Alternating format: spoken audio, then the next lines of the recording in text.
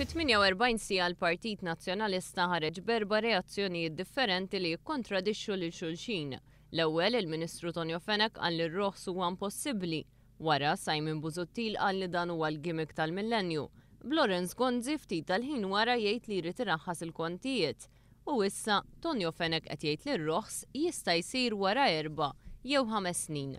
Il-kellim ewlieni Laburista Carmenu Vella qal li din hija indikazzjoni qawwija ta' paniku u li kieku ried iraħħas il-kontijiet kien jagħmel dan 4 jew 5 snin ilu kif kien qed jgħidlu l-Partit Laburista.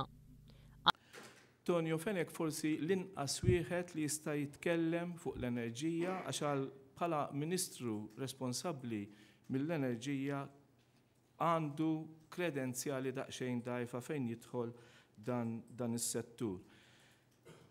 Fejn rajna u stennejna għal-bosna snin biex ikonna an energy policy serja illi qatt ma rajnija u l-uniku policy fl-enerġija illi kellu dan il-gvern kienet biss illi jolli l-kontijiet tad-dawlu l-ilma. Għalli waqt li 5 snin ilu l-Partit Nazzjonalista kien jgħid li kollox huwa possibbli, issa qed jara kollox negattiv u sar il-Partit tal-Le.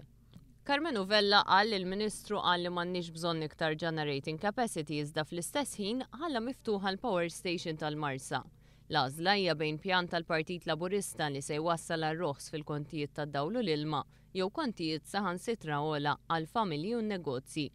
Konrad Mizzi qal li l-Gvern falla fil-qasam tal-enerġija, Blena Malta tinsab fi stat finanzjarju ħażin ħafna li qed jipperikola l-impjiegi tal-ħaddiema. Il-Gvern falla fis-settur tal-enerġija. Il-Gvern falla bil-kbir u falla raġuni waħda għax għamel għażliet ħażina, għażliet li kienu fl-interess ta' ftit nies imma ma kienux fl-interess nazzjonali. Aħna d-differenza li se nagħmlu huwa li l-għażliet tagħna huma fl-interess tal-poplu kollu. Qal li Tonio Fenech lanqas bisra l-pjan tal-enerġija maħruġ mill-Gvern stess għaliex ikkritika punti li l-Gvern f'dan l-istess pjan indika bħala punti ta' preferenza.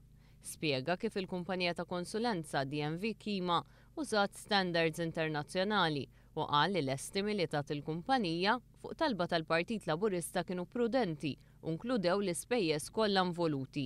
Dwar l-ispiża ta' 600 miljun euro li ħareġ biha Tonio Fenech, Konrad Mizzi qal li din hija fażulla u li l-Ministru qed jipprova jħawwat l-imħuħ.